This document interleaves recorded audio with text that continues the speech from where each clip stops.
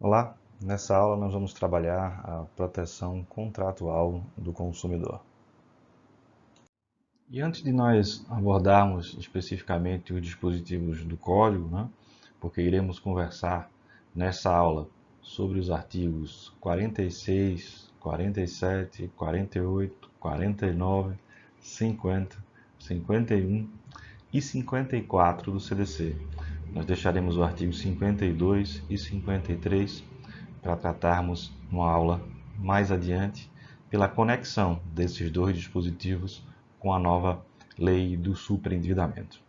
Bem, como disse, é preciso que nós entendamos a lógica do Código de Defesa do Consumidor no tocante ao seu momento de vigência e quando ele foi pensado, concebido e devidamente aprovado lá em 1990.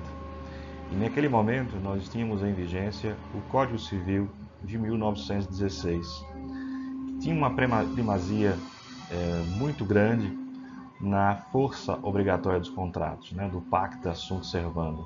E o CDC ele trouxe uma nova leitura, uma necessária releitura das relações contratuais contemporâneas, na medida em que você tem o reconhecimento de uma relação não paritária. Então, qualquer interpretação que se faça, seja no plano extracontratual, seja no plano contratual, é preciso sempre partir do pressuposto do que está ali contido no artigo 4º, inciso 1º do CDC, o reconhecimento do consumidor como aquele ente vulnerável sempre. E essa vulnerabilidade, como já vimos em aulas anteriores, pode se dar de maneira técnica, jurídica ou econômica, entre outros, até mesmo, como dizem os autores contemporâneos, a vulnerabilidade digital e informacional. Mas isso é tema para aprofundamento numa outra aula. É importante aqui colocar esse panorama. Por quê? Porque o que o código ele regula no plano contratual, ele não está preocupado apenas com a conclusão específica do negócio. A sua preocupação ela é anterior. Interpretando harmonicamente os dispositivos do código, ele tem a preocupação com a fase pré-contratual, com a fase contratual considerada em si mesmo e na fase pós-contratual. Então é preciso entender que essa proteção contratual do consumidor ela não se dá apenas na conclusão do negócio, ela já é pensada e com os dispositivos já refletem essa preocupação anterior ao contrato, como nós vamos ver mais adiante. Ao tratar da proteção contratual, o CDC ele estabelece uma diretriz, uma diretiva no artigo 46, que pode ser tida como uma pedra fundamental aí nessa interpretação dos contratos nas relações de consumo, que nos diz, e aí abro aspas para ler o dispositivo: os contratos que regulam as relações de consumo não obrigarão os consumidores, e aí faço destaque, não obrigarão os consumidores, se não lhes for dada a oportunidade de tomar conhecimento prévio de seu conteúdo. Então, a primeira parte do dispositivo, ele determina que os consumidores não serão obrigados, então, a cumprir os contratos se eles não tiverem a oportunidade de ter conhecimento prévio do conteúdo contratual. E na segunda parte, diz o dispositivo com um ou se os respectivos instrumentos forem redigidos de modo a dificultar a compreensão de seu sentido e alcance. Então, nós temos no artigo 46 duas situações que englobam, respectivamente, a não vinculação do contrato ao consumidor.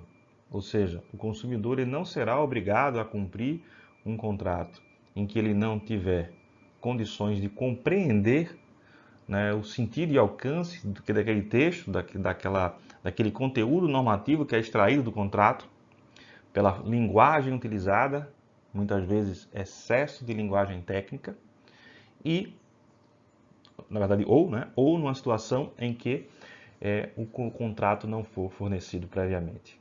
E quantas situações nós não conhecemos, você não conhece, você não já viu, quem sabe você mesmo já não foi vítima de práticas muito comuns no nosso mercado. Inclusive, 100% das seguradoras, você firma um contrato mediante a adesão, na verdade a lógica, inclusive, da formalização de uma proposta através de um representante autônomo, e você só recebe as condições gerais, só recebe a sua apólice no momento posterior. Então, aquelas cláusulas limitativas contidas nas condições gerais, você, notadamente, só vai ter conhecimento no momento bem posterior, né? Então, essa é a pedra de toque do Código de Defesa do Consumidor. O consumidor ele só estará vinculado a esse conteúdo contratual se ele tiver conhecimento prévio e também, na verdade não aí, ou se aquele contrato tiver uma redação com a clareza necessária, de modo que se ele for redigido de modo a dificultar a compreensão do consumidor, aquelas cláusulas também não prevalecerão. E aí, uma questão muito interessante para a aplicação deste dispositivo são os contratos em nuvem, né? Contratos que nós firmamos no nosso cotidiano com um ou dois cliques, mas percebam que na maioria das vezes você só acessa aquele conteúdo daquele aplicativo, daquele software, daquele site, quando você efetivamente encaminha para o seu e-mail, confirma a leitura, ele oportuniza ali que você tenha um conteúdo prévio, né? Acesso a esse conteúdo prévio. Percebam que já é diferente dessas outras práticas que eu mencionei. Não quero com isso dizer, e a gente vai ver mais na frente ainda nessa aula, que não pode conter esse contrato, a abusividade normalmente contém, né, notadamente em relação a dados pessoais e compartilhamento de dados, muitas vezes violações à LGPD vigente, mas eu quero com isso mostrar que já há uma mudança de cultura, né, para que o consumidor ele tenha de fato acesso prévio àquele conteúdo, antes mesmo de aceitar aquele contrato de adesão em nuvem que lhe é proposto naquela situação. Vamos prosseguir. Bem, o que a gente pode dizer aqui em resumo no tocante ao artigo 46? Então, o fornecedor, o consumidor na prática só se vincula ao fornecedor e às regras contratuais que foram por ele estabelecidas, caso seja dado conhecimento prévio do contrato ao consumidor e esse contrato esteja devidamente redigido de maneira que o consumidor possa entendê-lo, compreendê-lo no seu sentido e alcance. Na sequência, o código trata de um dispositivo também de extrema relevância que chegou a inspirar, né, o Código Civil vigente. É justamente o artigo 47, que trata da interpretação mais favorável ao consumidor. Diz lá o artigo 47. As cláusulas contratuais serão interpretadas de maneira mais favorável ao consumidor. Então, todas as vezes que a gente estiver diante de um contrato, essas cláusulas deverão ser interpretadas mais favoravelmente ao consumidor. E o que quer dizer isso? Bom, Vinícius, o que é a interpretação mais favorável? Bem, para que a gente possa entender essa interpretação mais favorável, eu vou antecipar um pouquinho do que a gente vai conversar no fecho dessa aula de hoje sobre os contratos de adesão. Os contratos de adesão são assim chamados porque eles são elaborados de maneira unilateral pelos fornecedores e submetidos à adesão dos consumidores, ou seja, o fornecedor é quem tem o tempo de estruturar, pensar, refletir sobre aqueles contratos e, na sequência, elaborar aqueles instrumentos de modo a garantir o seu negócio. Não há nenhuma ilicitude nisso, obviamente, né? Ninguém quer que o fornecedor não tenha sucesso no seu empreendimento, né? Empreender é algo positivo, né? É algo que é interessante, né? Para os estados, para as nações. E nós não estamos aqui a demonizar, né, o fornecedor, mas sim que ele precisa ter cuidado nessa redação. Então, se ele redige algo que traz alguma ambiguidade, alguma dificuldade de compreensão, e aquele contrato ele permite uma interpretação menos favorável ou mais favorável ao consumidor, justamente porque foi o fornecedor que teve o tempo para pensar, refletir e, via de regra, redigiu efetivamente aquele contrato, submetendo a adesão do consumidor, é que o contrato deve ser interpretado contra ele, contra nesse aspecto. Ora, se eu tenho aqui a indicação, por exemplo, da escolha de um determinado índice, e esse índice não está claro, e eu tenho dois índices possíveis, um é mais benéfico e outro é menos benéfico, a interpretação mais favorável ao consumidor será justamente aquela que ele melhor beneficia, e não ao fornecedor que elaborou prévia e unilateralmente, no mais das vezes, aquele instrumento contratual. Bem, como eu disse, né, o Código Civil trouxe no seu artigo 423 uma regra muito semelhante de nítida inspiração no CDC. Diz lá o artigo 423 para a gente fazer esse paralelismo, né? Quando houver no contrato de adesão cláusulas ambíguas ou contraditórias, dever-se-á adotar a interpretação mais favorável ao aderente. Então, percebam aí que há uma nítida inspiração do CDC protegendo aí o cidadão, né? Até mesmo o empresário, numa relação entre pessoas jurídicas aí nas relações civis e empresariais.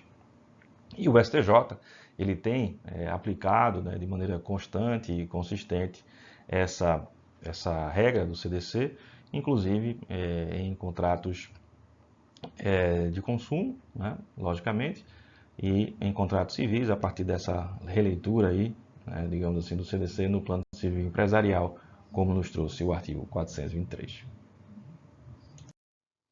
Na sequência, agora nós temos o artigo 48 do CDC, que traz o princípio da vinculação de conteúdos, e essa vinculação de conteúdos tem tudo a ver com o regime da oferta nas relações de consumo, aí lembrar dos artigos 30 a 35, né? Em especial o artigo 31, que tem lá um nítido reforço lá do dever de informar dos fornecedores. O que é que nos traz o artigo 48 com esse conteúdo de vinculação aí daquilo que o fornecedor apresenta na fase pré-contratual? Lembra quando eu falei no início dessa aula que havia uma preocupação do Código com a fase pré-contratual? Bem, o artigo 48 tem essa preocupação e traz essa diretriz, essa norma. O que nos diz o artigo 48? Que as declarações de vontade constantes de escritos particulares, recibos e pré-contratos relativos às relações de consumo vinculam o fornecedor, ensejando inclusive execução específica nos termos do artigo 84 e seus parágrafos. Bem, o que é que o Código quer dizer com isso? Quando o Código estabelece declarações de vontade constantes de escritos particulares, recibos e pré-contratos e vinculam o fornecedor, ele está, na verdade, dizendo, olha, fornecedor, se você, por si ou por seus prepostos, e aí a gente pode lembrar da regra do artigo 34, da solidariedade entre o fornecedor e os seus prepostos e representantes autônomos, é importante fazer essa vinculação aqui, apresenta um documento, né, um recibo, um pré-contrato, que tem um determinado conteúdo, exemplificando, tem lá, naquele imóvel cuja promessa está sendo firmada ali de compra e venda, diz que a vaga é coberta, ou que o imóvel possui uma estrutura na localização que é nascente, ou que o bairro é tal ou qual. Aquele conteúdo, se estiver diferente quando for firmado o contrato definitivo, ele então estará violando, literalmente, o disposto no artigo 48. Por quê? Porque aquela vinculação do pré-contrato ela é estabelecida nesse artigo. E pode se caracterizar, inclusive, se tiver constante lá de uma oferta, de uma peça publicitária, de uma peça publicitária enganosa, ou seja, o consumidor procura o fornecedor para realizar aquele negócio chamado, né, pelaquela peça publicitária e na hora de firmar o contrato, de estabelecer o negócio jurídico, de boa fé assina e lá encontra numa cláusula contratual algo divergente do que fora anunciado e do que fora estabelecido no recibo ou num pré-contrato. Então a gente tem a lógica da proteção pré-contratual desde a fase da oferta, na fase da negociação, quando se já troca documentos, e na conclusão do negócio, como a gente vai ver, com a existência eventualmente de cláusulas abusivas, com base no artigo 51, e fechando no artigo 54 o conjunto do contexto do que é um contrato de adesão e as suas limitações do ponto de vista estrutural. Bem, vamos dar sequência aqui e vamos conversar sobre um conteúdo bem interessante, que é o direito de arrependimento, contido no artigo 49. Dando continuidade, vamos conversar agora sobre o direito de arrependimento. O direito de arrependimento está previsto no artigo 49 do Código de Defesa do Consumidor e assegura ao consumidor o direito de se arrepender da aquisição de um produto ou de um serviço, sempre que essa aquisição ela for celebrada fora do estabelecimento comercial. Ou seja, se o consumidor adquire pela internet ou por telefone, basicamente as duas principais ferramentas de aquisição hoje em dia, há um prazo de 7 dias para que ele exerça esse direito. Esse direito também é chamado de prazo de reflexão. E existe alguma confusão a respeito da interpretação deste dispositivo, porque às vezes as pessoas não conseguem compreender, né, em seu sentido de alcance, esse conceito aí de ser feita a aquisição fora do estabelecimento. Muitas vezes as pessoas confundem garantias que são estabelecidas pelos estabelecimentos comerciais nas compras feitas presencialmente, com essa garantia que é, né, um direito que decorre por força do artigo 49, nesse direito de arrependimento. Então, o direito de arrependimento ele não se confunde com prazos que são otorgados para os consumidores de uma troca, por exemplo, por vício na própria loja, de imediato, ou simplesmente um direito de troca na loja sem qualquer tipo de vício, ou seja, a faculdade que tem o fornecedor, no afã inclusive de conquistar o seu cliente. Olha, se você chegar em casa, né, dentro do prazo de 30 dias, alguns fornecedores até conseguem 30 dias, não tiver utilizado o produto e quiser vir aqui na loja trocar por outro, fica à vontade. Isso não tem correlação com o direito de arrependimento. Isso é uma cláusula contratual que foi firmada entre o consumidor e o fornecedor no momento daquela aquisição. Muitas vezes essa cláusula está materializada através de uma etiqueta ou de uma prática estabelecida pela loja. Tá bom? É importante fazer esse destaque. Mas voltando aqui especificamente para o direito de arrependimento. O direito de arrependimento, então, é aquele em que o consumidor tem um prazo de 7 dias, contados a partir do efetivo recebimento do produto, da prestação de serviço, para desistir do negócio sem qualquer fundamentação. Ele não precisa justificar.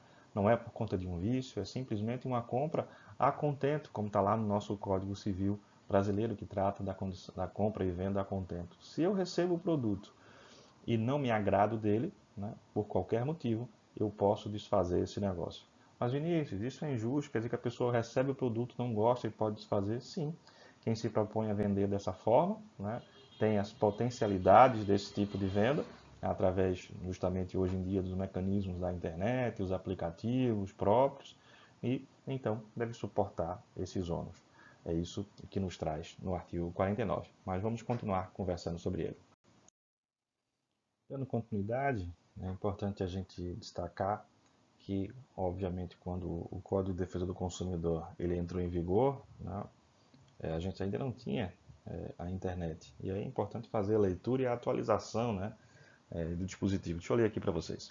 O artigo 49 diz assim: o consumidor pode desistir do contrato no prazo de 7 dias a contar de sua assinatura ou do ato do recebimento do produto ou serviço, sempre que a contratação do fornecimento de produtos e serviços ocorrer fora do estabelecimento comercial, então esse é o núcleo, especialmente por telefone ou em domicílio. Então a gente atualizando, né, esse dispositivo, nitidamente, a gente teria aí, nesse rol exemplificativo trazido no artigo 49, é assim que a doutrina interpreta, as compras e vendas realizadas pela internet, né, ou aquelas compras que são feitas de porta em porta, né, hoje em dia muito menos comuns. Ok? Então é importante não esquecer desse detalhe. Outra questão importante é o que é que o consumidor tem direito de receber de volta? É apenas o valor pago? E se ele comprou, né, pela internet e teve um frete, será que ele tem direito a receber esse frete também? É o que a gente vai tratar em seguida. Então, esse direito de arrependimento, né, também chamado de período ou prazo de reflexão, o consumidor ele vai fazer o quê? Ele vai verificar se o produto satisfaz as suas expectativas, né? E caso o consumidor venha a se arrepender, o fornecedor deverá devolver o valor pago e ainda as eventuais despesas com o porte de remessa, né? Seja através de uma transportadora, seja através dos correios, bem, da forma que o consumidor houver pago, né? E eventualmente qualquer outro custo que o consumidor tenha tido. Isso está previsto no parágrafo único do artigo 49, que eu vou aqui mais uma vez ler para vocês. Se o consumidor exercitar o direito de arrependimento previsto nesse artigo, os valores eventualmente pagos a qualquer título durante o prazo de reflexão serão devolvidos de imediato, monetariamente atualizados. Então o consumidor tem sim direito de receber de volta o que pagou por aquele produto ou serviço, né, devidamente atualizado. Bem, esse entendimento que está previsto no próprio texto do artigo 49, tem uma interpretação harmônica não só da doutrina, como também dos próprios tribunais brasileiros, em especial do próprio STJ, aí, aquele que é o tribunal que tem a última palavra, né, sobre a legislação infraconstitucional. E aqui é importante que a gente traga que já existem decisões, eu vou trazer uma aqui para vocês, vou referir para vocês aqui uma de 2013, que traz justamente essa discussão, trazendo a internet, como uma das formas de práticas aí sendo possíveis, do direito de arrependimento ser exercitado no prazo de reflexão. Abro aspas aqui para ler um pedacinho da ementa do julgado. Exercido o direito de arrependimento, o parágrafo único do artigo 49 do CDC especifica que o consumidor terá de volta imediatamente e monetariamente atualizados todos os valores eventualmente pagos a qualquer título durante o prazo de reflexão, entendendo-se incluídos nesses valores todas as despesas com o serviço postal para a devolução do produto, quantia esta que não pode ser repassado ao consumidor, pelo que eventuais prejuízos enfrentados pelo fornecedor neste tipo de contratação são inerentes à modalidade de venda agressiva fora do estabelecimento comercial, internet, telefone ou domicílio. Tá? Então, esse é um pedaço, um excerto do julgado do recurso especial número 13.40.604 do Rio de Janeiro, para quem quiser consultar e eventualmente utilizar nas suas peças, nos seus recursos, na sua militância cotidiana. Outra questão importante no tocante ao direito de arrependimento foi que nesse período pandêmico houve a Lei 14.010 de 2020, que estabeleceu o regime jurídico emergencial e transitório das relações jurídicas de direito privado, chamado de RJET, que trouxe no seu artigo 8º que até 30 de outubro de 2020 ficaria suspensa a aplicação do artigo 49 do CDC, artigo que nós acabamos de conversar, que trata do direito de arrependimento, e especificamente na hipótese de entrega domiciliar, chamado delivery, de produtos perecíveis ou de consumo imediato, bem como de medicamentos. Então, fica aí esse registro. Outra questão também muito importante no tocante ao direito de arrependimento é o decreto 7962, de 15 de março de 2013, baixado inclusive no Dia Mundial do Consumidor, lá no ano de 2013, que em seu artigo 5º trata da questão do direito de arrependimento. Ele estabelece no seu artigo 5º que o fornecedor ele deve informar de forma clara e ostensiva os meios adequados e eficazes para o exercício do direito de arrependimento pelo consumidor. Então, a gente deve interpretar o artigo 49 do CDC juntamente com o artigo 5º do Decreto 7962 de 2013. Tá? Então, há um reforço aí do dever de informar do fornecedor de maneira clara e ostensiva como o consumidor deve exercitar esse direito de arrependimento. Por quê? Porque se o consumidor não souber como exercitar o direito de arrependimento, ele não vai conseguir praticar esse ato no curto prazo que tem, de apenas 7 dias. Então, diz lá no parágrafo 1º do artigo 5º que o consumidor poderá exercer seu direito de arrependimento pela mesma ferramenta utilizada para a contratação, sem prejuízo de outros meios disponibilizados. Ou seja, se eu realizei a contratação pelo aplicativo, o exercício do meu direito de arrependimento tem que estar lá no menu, tem que estar lá. Exerça aqui o seu direito de arrependimento, ou seja, você tem que ter na mesma ferramenta, na mesma plataforma. Você não pode dificultar o exercício desse direito por parte do consumidor. Outra questão importante é que o exercício, isso está previsto no parágrafo 2º do artigo 5º, é que sempre que o consumidor ele fizer exercitar esse direito de arrependimento, ele vai imediatamente implicar na rescisão dos contratos acessórios. Ou seja, se eu fiz um contrato de compra e venda e fiz um contrato de financiamento que está a ele agregado, ou seja, um contrato, eu tomei um financiamento, tomei um empréstimo lá de imediato com a própria loja ou com um terceiro para fazer aquela compra e eu exerci o direito de arrependimento, claramente, ao exercer o direito de arrependimento, aquele contrato secundário deve ser cancelado. Isso está previsto no parágrafo 2º do artigo 5º, com o seguinte texto, abro aspas. O exercício do direito de arrependimento implica a rescisão dos contratos acessórios sem qualquer ônus para o consumidor. E o parágrafo 3º trata aqui de um direito muito importante, que é a prova de que o consumidor exerceu esse direito. Diz lá o parágrafo 3º. O exercício do direito de arrependimento será comunicado imediatamente pelo fornecedor à instituição financeira ou ao administrador do cartão de crédito ou similar para que a transação não seja lançada na fatura do consumidor ou seja efetivado o estorno do valor, caso o lançamento da fatura já tenha sido realizado. E o fornecedor, está no parágrafo 4º, deve enviar ao consumidor a confirmação imediata do recebimento da manifestação do direito de arrependimento. Assim o ciclo fica fechado e o consumidor tem a prova, caso isso não aconteça, e pode procurar buscar os seus direitos, eventualmente, por meio da tutela administrativa ou da tutela judicial. E agora vamos tratar da abusividade e da nulidade de cláusulas contratuais. O Código ele trata das cláusulas abusivas, trazendo no artigo 51 um rol exemplificativo, como vamos ver, e também trata dos contratos de crédito e de compra e venda. Como eu disse no início dessa aula, vamos conversar especificamente sobre o artigo 51 e nesse momento não vamos tratar do artigo 52 e 53 e vamos pular para o artigo 54, tratando do artigo 51 e 52 em conexão já com a lei do superendividamento pela sua pertinência temática. Bem, o que é uma cláusula abusiva? Como eu posso conceituar uma cláusula abusiva? Qual o efeito jurídico de uma cláusula abusiva? Será que eu posso pagar um determinado valor e depois buscar uma repetição do indébito com base numa cláusula abusiva?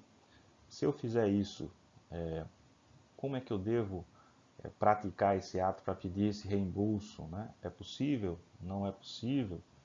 Como é que o judiciário enxerga estes dispositivos do nosso Código de Defesa do Consumidor?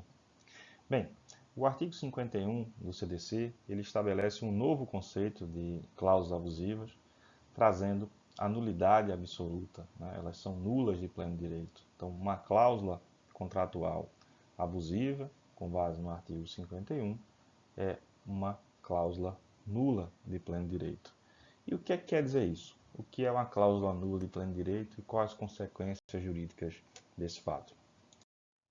Trazendo aqui as palavras do professor Nelson Neri, o efeito da sentença que decreta a nulidade da cláusula é ex tunc, pois desde a conclusão do negócio jurídico de consumo já pré-existia essa situação de invalidade. O que com isso se quer dizer? Que por nulidade absoluta, deve-se entender que as cláusulas que estão eivadas desse tipo de vício, elas já nascem mortas, são cláusulas natimortas e, portanto, não podem produzir nenhum efeito jurídico. É como se a cláusula simplesmente não existisse no contrato, Tanto melhor, como se ela nunca houvesse existido. Então, se alguém efetuou um pagamento, imaginemos, eu paguei um determinado valor que correspondia, em números absolutos, R$100 em determinado contrato.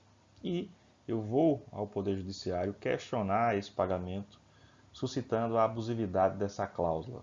Fundamento, imaginemos aí um precedente do STJ que trata a mesma matéria, e peço ao Judiciário que reconheça, que decrete a abusividade dessa cláusula e a sua consequente nulidade. Ao fazê-lo, eu terei direito então a receber de volta, porque se aquela cláusula não podia produzir efeito jurídico e eu fiz um pagamento com base naquela cláusula, eu tenho direito de receber o valor de volta, eu tenho direito à repetição daquele indébito. E, inclusive, mais recentemente, o STJ reconheceu que não há necessidade de produção de prova de má-fé para a repetição do indébito em dobro, aplicando-se o que prevê o artigo 42, parágrafo único do CDC. Então, se há uma cobrança com base numa cláusula contratual abusiva, pode-se interpretar como uma cobrança indevida e, como tal, cabe, inclusive, a aplicação do artigo 42, parágrafo único, de modo que o pleito pode ser da repetição desse valor em dobro. Obviamente, deve ser estudado caso a caso, mas, regra geral, é possível fazer essa interpretação. Então, resumindo aqui, se eu tenho uma cláusula abusiva em um contrato, é preciso que o judiciário reconheça e decrete a abusividade dessa cláusula, E quando ele for reconhecer, né, a gente bem sabe que um processo judicial demora algum tempo, o efeito daquela sentença que reconhece aquela abusividade, ele retroage no tempo para a data da conclusão do negócio jurídico, de modo que não possa produzir nenhum efeito. Mas Vinícius, e tudo que eu paguei, eu tenho direito de receber totalmente no tempo? Não é possível ter prescrição? Sim, é preciso analisar caso a caso, né? Nós temos que ver como as decisões judiciais vêm reconhecendo. Nós temos vários prazos, inclusive distintos, 3 anos, 5 anos, 10 anos, para cada tipo de questão dessa natureza. Por exemplo, ao tratar, como disse, do artigo 42, parágrafo único, há precedente nesse sentido, em embargo de divergência, tratando justamente dessa fixação da tese no tocante a não ser necessário a produção da prova da má-fé do fornecedor, no caso da cobrança indevida paga pelo consumidor, que gera a possibilidade da repetição do indébito em dobro, e ali também se fixou, né, os 10 anos de prescrição. Mas já para outros casos nós temos prazos menores e é preciso analisar casuisticamente e, em especial, né, fica aí uma dica muito importante, o que trazem as teses que foram fixadas, os recursos repetitivos do STJ no tocante a essa matéria. Tá? E aquilo que ainda não estiver em repetitivo, também é importante analisar, né, a jurisprudência, ou seja, as decisões reiteradas do STJ naquela matéria, as decisões das turmas, as decisões das sessões, de modo a bem fundamentar, seja o pedido, seja o recurso, né, seja a defesa do seu constituinte. Bem, uma coisa importante que é preciso destacar é que esse rol trazido pelo artigo 51 não é um rol categórico, ele é um rol meramente exemplificativo.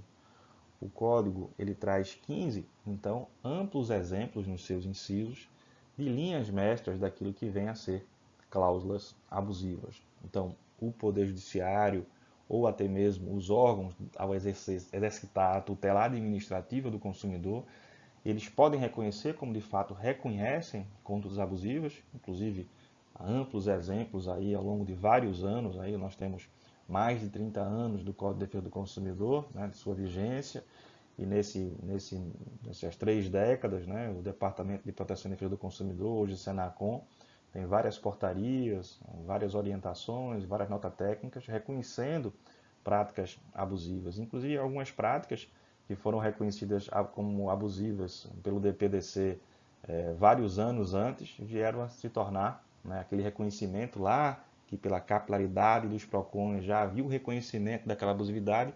Quando chegaram lá no STJ, o STJ confirmou esse entendimento, alguns deles inclusive sumulados atualmente pelo nosso Superior Tribunal de Justiça. Então, em resumo, cláusula abusiva, o rol é exemplificativo.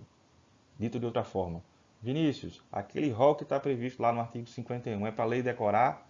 Não, obviamente. Por quê? Ali estão as linhas mestras do que é uma cláusula abusiva. A abusividade deve ser tomada com base lá no artigo 187 do Código Civil, que fala do abuso de direito, né, que viola o senso comum médio de valores da sociedade, que exorbita o exercício regular ali de um direito, né? Tá, ele tem naquela faixa, digamos assim, entre o preto e o branco, está ali naquela faixa cinza do que eu posso ou não posso fazer, e eu posso, ao avançar, dar um passo a mais, eu tenho uma aparência, ele tem uma aparência de direito que está sendo exercitado, mas na verdade é um verdadeiro abuso. E o artigo 187, o artigo 51, lá traz esse norte para esse reconhecimento de abusividades. Bem, agora nós vamos conversar sobre contratos de adesão. E o que é um contrato de adesão? O contrato de adesão é ilícito? Qual é a consequência jurídica de um contrato de adesão? Bem, todo mundo já ouviu falar em contrato de adesão, todo mundo já celebrou o contrato de adesão, você provavelmente já celebrou hoje um contrato de adesão. Se você baixou um aplicativo no seu celular hoje, você celebrou um contrato de adesão.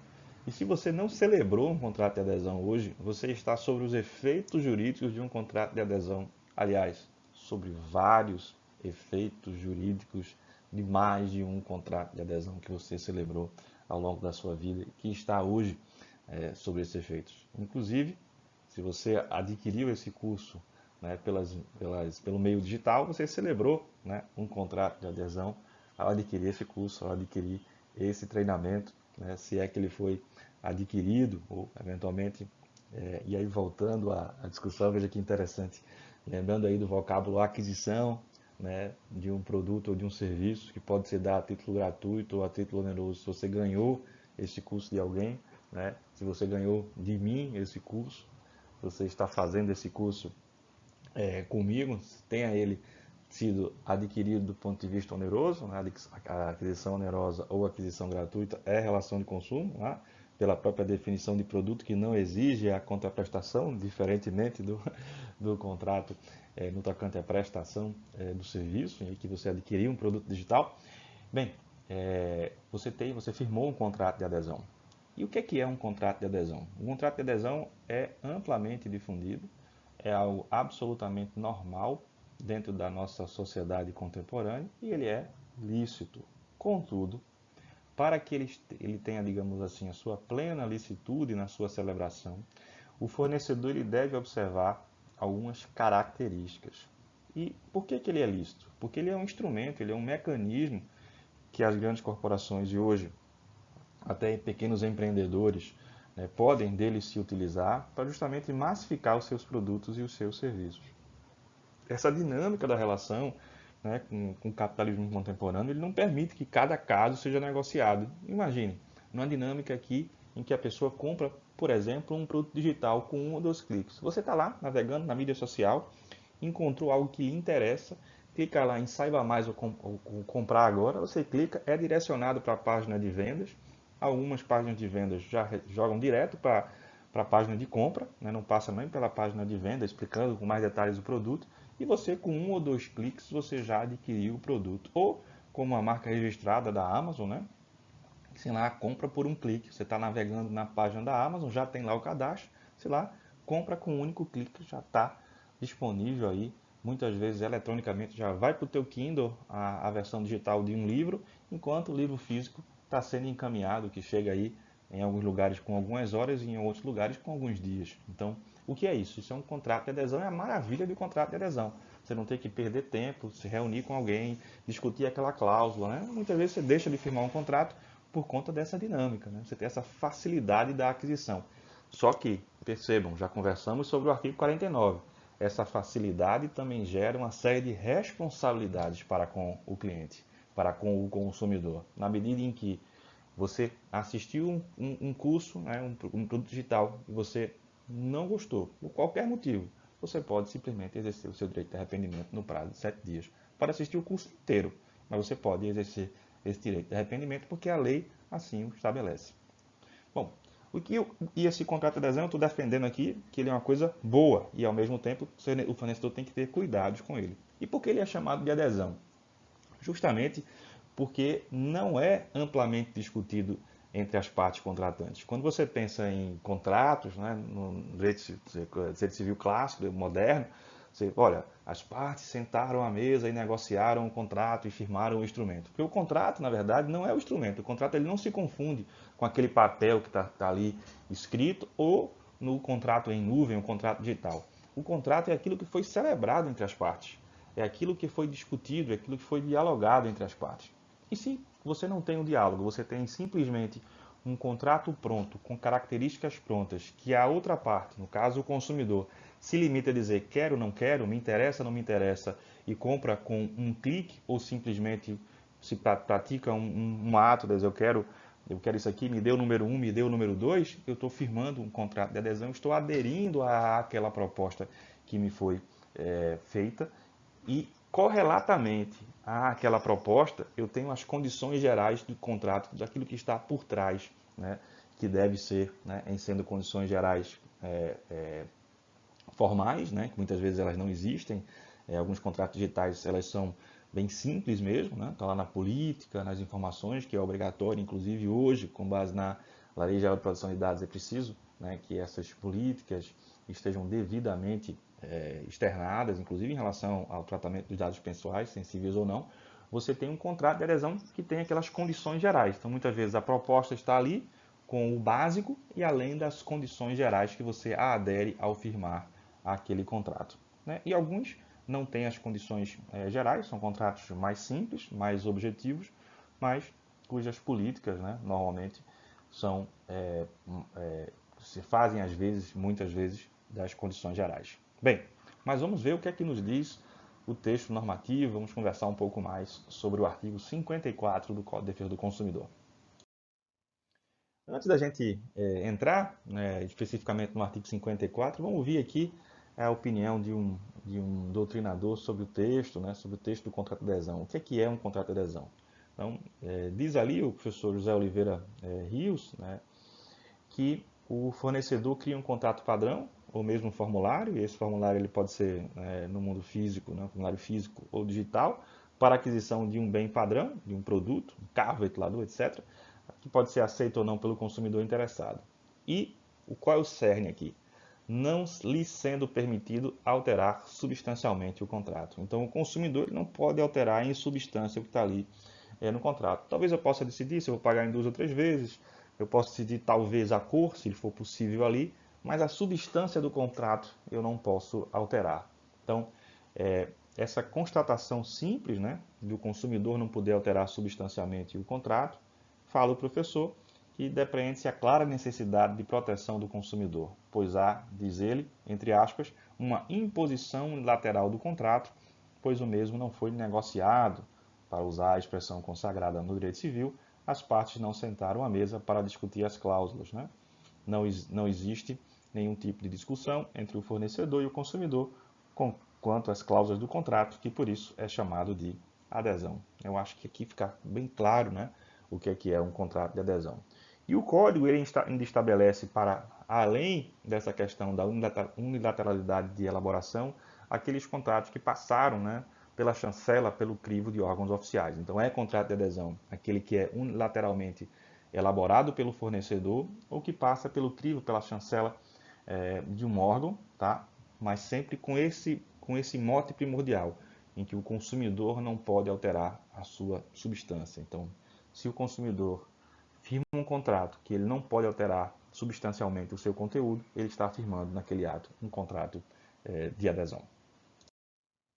Então, é importante também destacar que quando um contrato de adesão ele é firmado, ele é elaborado pelo fornecedor, ele não é feito individualmente, não é feito para você, ele é feito para todo mundo que eventualmente queira adquirir aquele produto ou aquele serviço. Então ele atinge um número gigante de indivíduos, né? Um contrato de massa, um contrato escalável. Esse é o objetivo dele, nessa produção em série. E se houver uma lesão, né, haverá uma lesão a todos os consumidores que adquiriram aquele modelo, né, aquele padrão. O artigo 54 ele estabelece que são contratos de adesão não apenas aqueles que foram elaborados lateralmente pelos fornecedores, mas também todos aqueles que foram previamente aprovados por autoridades competentes, né, de modo a não afastar da incidência, né, do seu regramento todos aqueles que tenham sido submetidos aos órgãos competentes e mesmo assim ainda estejam eivados de cláusulas potencialmente lesivas aos consumidores. O que com isso a gente pode concluir? Que um contrato de adesão ele pode ser, pode conter cláusulas abusivas, seja ele elaborado pelo fornecedor e submetido à adesão do consumidor, dos consumidores, aquele grupo de consumidores, numa determinada atividade que não seja regulada, ou até mesmo uma atividade hiperregulada, como seguros, como plano de saúde, em que você tem agências aí reguladoras. Então, é importante também esse destaque. Não é porque passou pelo crivo de uma agência que não pode o consumidor suscitar ali a abusividade de uma cláusula contratual. Bem, e o que nos diz aí o artigo, falamos muito do artigo 54, mas o que é que nos diz o artigo 54? Deixa eu ler aqui para vocês. O contrato de adesão é aquele cujas cláusulas tenham sido aprovadas pela autoridade competente ou estabelecidas unilateralmente pelo fornecedor de produtos ou serviços, sem que o consumidor possa discutir ou modificar substancialmente o seu conteúdo. Então, nesse finalzinho, nós temos aí a chave, né? Sem que o consumidor possa discutir ou modificar substancialmente o seu conteúdo. E para além disso, o código traz algumas observações importantes, né? Algumas normas relevantes aí sobre o conteúdo do contrato de adesão e de como ele deve ser redigido. Vamos a eles. Então nós temos 4 parágrafos no artigo 54 que abordam características dos contratos de adesão que devem ser observadas pelos fornecedores quando da redação desses contratos, principalmente pela necessidade de clareza de conteúdo e destaque de cláusulas que limitem os direitos dos consumidores. Por quê? Porque o consumidor precisa estar atento àquilo que ele pode não ter direito, né? Ou seja, aquilo que tiver restrição de direitos. Então, imaginemos, eu firmei um contrato e eu tinha expectativa pela natureza do tipo do contrato, o tipo da natureza do contrato que tivesse isso ou aquilo. E aí, o que é que eu posso fazer e o que é que eu devo fazer? Olha, se eu tenho uma expectativa de que ele vai me resguardar nesse aspecto, eu vou lá no capítulo, no tomo lá do contrato que diz lá, não há cobertura, por exemplo, para, dois pontos, e está lá o rol daquilo que não é coberto. Então, é importante que isso esteja destacado. O tamanho da fonte é importante. No passado, você tinha contratos de adesão em que uma folha, deixa eu ver se eu tenho uma folha de papel aqui, pronto. Imaginemos aqui, uma folha aqui de A4. Desse lado aqui da folha, está lá, certificado de contrato, e o nome lá bonitão aqui no meio do consumidor. Tá? E quando você virava, aqui estavam as cláusulas contratuais em letras menores que aquela fonte 8. Várias colunas aqui com o contrato. Né? Era assim, né, que antes da vigência do CDC você tinha contratos de adesão. Praticamente impossíveis de serem lidos pelos consumidores. Né? Você tem que usar uma lupa para conseguir enxergar, para poder ler aquele contrato. Né? Abuso por completo. Violação, como nós vamos ver aqui, do artigo 54 do CDC. Vamos aos parágrafos do artigo 54. Bem, primeiro parágrafo que trata da questão da inserção de cláusula em formulário, o parágrafo primeiro, tá? Diz lá que é possível a inserção de cláusulas em contrato de adesão por formulário e isso não desvirtua. Por quê? Porque a inserção de cláusula ele não altera as características principais do contrato, porque não há modificação substancial do contrato de adesão. E nesse sentido, é possível sim a inserção de cláusula em formulário, mantendo como característica fundamental ser um contrato de adesão. Quantas vezes, né, eu ou você já não firmamos contratos de adesão assim? Você vai a um determinado operador de telefonia, por exemplo, fazer um contrato, um pós-pago. Ah, eu quero pegar um telefone X, tá? Você vai pagar tantas parcelas de Y, se compromete a ficar 12 meses aqui, vai pagar uma multa proporcional de X ou Y. Essas são as características do seu contrato ou do meu contrato. E lá, anexo aquilo, vão ter as condições gerais que são as mesmas, para mim ou para você. Seja você que pegou um iPhone de último modelo, seja para mim que peguei um telefone mais simples para um uso mais corriqueiro. Então, as características vão estar ali, né, naquele formulário padrão, anexadas às condições gerais. Ou seja, a inserção de cláusula em formulário não desvirtua o contrato de adesão. Aqui outro ponto importantíssimo, desfazimento. Então, o desfazimento de um contrato de adesão, notadamente em contratos de adesão cativos e de longa duração, é uma faculdade do consumidor. Então, o parágrafo 2º, o que ele faz? Ele trata do rompimento do contrato afirmando de forma categórica que a escolha pelo desfazimento ou pela continuidade do contrato é do consumidor, é exclusivamente do consumidor. Caso o consumidor opte pelo desfazimento, obviamente vai ter que arcar com algum ônus, né, se tiver a previsão contratual, se ele causar prejuízo ao fornecedor, se ele oferir um benefício. Pegando o gancho desse exemplo que eu acabei de dar, se eu comprei o telefone com desconto porque eu tinha que ficar 12 meses e eu resolvo rescindir com safe, nada mais justo do que eu pague, né, proporcionalmente à multa previamente estabelecida. E percebam, pague proporcionalmente à multa, porque no passado as operadoras queriam a multa inteira independentemente do tempo que você ficasse, e o judiciário, né, seja a atuação dos órgãos administrativos de defesa do consumidor, seja o próprio judiciário, foram bem firmes, né? E nós temos hoje uma modificação e essa proporcionalidade está lá bem clara nos contratos, bem clara nos contratos. Então, assim, nos contratos de adesão, o fornecedor ele não pode rescindir unilateralmente um contrato, sendo essa faculdade exclusiva do consumidor. Né? E esse é um aspecto interessante, porque muitos são os contratos que são levados a juízo para serem revisados por rescisão, né, por resilição unilateral dos fornecedores. Na sequência, muito importante essa questão, até já mencionei en passant aqui há pouco, a clareza de conteúdo. Né? Então, o parágrafo 3º estabelece que a redação de contrato de adesão deverá pautar-se pela clareza de conteúdo e utilizar-se de texto de tamanho condizente com a capacidade média de leitura do cidadão. E, para vocês terem ideia, o código é de 90, né? E em 2008 pela reiterada prática dos fornecedores, repito, pela reiterada prática abusiva dos fornecedores, que insistiam em redigir contratos ilegíveis, teve que vir uma norma e inserir no CDC, né, alterando uma alteração que modificou o código, obviamente, para acrescer, né? Foi uma alteração aditiva aí na norma, acrescendo o quê? Acrescendo um tamanho de fonte, trazendo para o artigo 54, parágrafo 3º, o seguinte texto: cujo tamanho da fonte não será inferior ao corpo 12. O texto anterior falava justamente que os contratos de adesão escritos serão redigidos em termos claros e com caracteres ostensivos e legíveis, de modo a facilitar sua compreensão pelo consumidor, sendo redigido aí esse acréscimo, né, cujo tamanho da fonte não será inferior ao corpo 12, ou seja, tem que ser de 12 para cima, o que era aquilo, como eu disse, que cabia em colunas, né, de um anverso de um contrato que era uma folhinha de A4, hoje é um caderno, né? É um caderno. Por quê? Porque a fonte tem que ser 12, o destaque tem que ser feito, né? Com base nós vamos ver aqui no próximo dispositivo, que é o parágrafo 4º. Então, vamos lá, vamos ver aqui o nosso parágrafo 4º. Sim, mas antes disso aqui, destacar, né, essa prática nociva que eu já mencionei há pouco para vocês, né? Então, era muito nociva essa prática, né, de contratos absolutamente ilegíveis, né? E seguro-saúde é o que me vem à mente. Bem, sou suspeito para falar de seguro-saúde, né? Trabalho com isso desde 2000, então eu vi isso na prática. Vocês terem ideia, nas minhas petições iniciais, quando eu comecei a advogar nessa área, eu, além de juntar o contrato com essa letrinha miúda, eu fazia questão de transcrever a cláusula com a letrinha miúda e ao lado colocava com o tamanho de fonte normal, que a gente usa nas nossas petições 11 e 12, tá?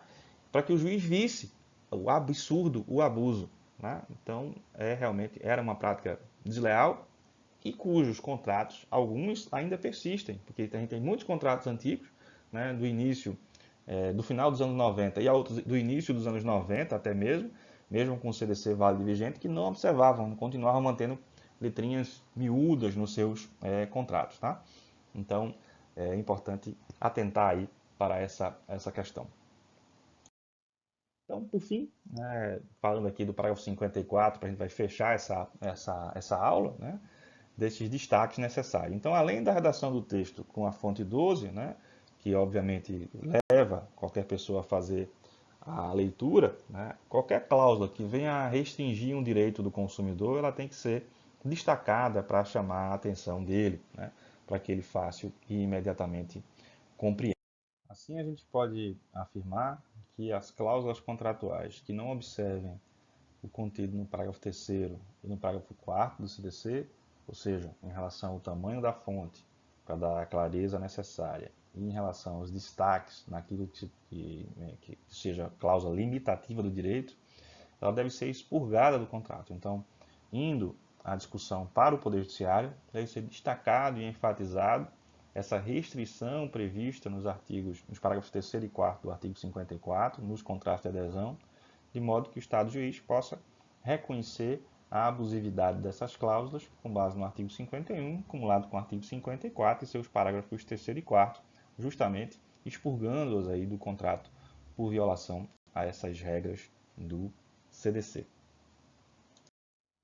E nesse sentido, eu trago para vocês aqui um recurso especial, antigo, de 2001, mas importante, em virtude justamente de abordar exatamente o que a gente acaba de aqui discutir, o recurso especial número 255064, que na ementa traz lá justamente uma discussão a respeito do seguro-saúde, né, não é mera coincidência, a cláusula limitativa, né, o artigo 54, menciona os parágrafos 3º e 4º do CDC, e diz lá, abro aspas, nos contratos de adesão, as cláusulas que implicarem limitação de direito do consumidor deverão ser redigidas com destaque, permitindo sua imediata e fácil compreensão.